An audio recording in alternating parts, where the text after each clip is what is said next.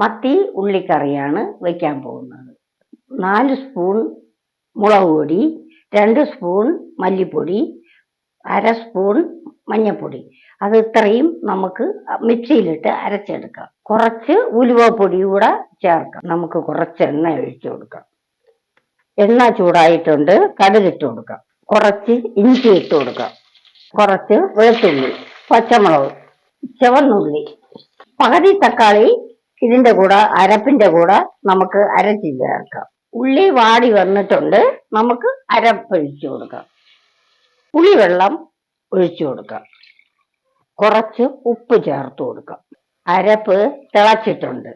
അതുകൊണ്ട് ഇനി മീൻ ഇടാം. കുറച്ച് കരിവേപ്പില ഇട്ട് കൊടുക്കാം.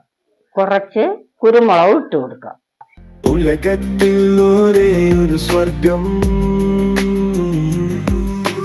അമ്മയുണ്ടാക്കിയ വീട്ടിലെ ഭക്ഷണം.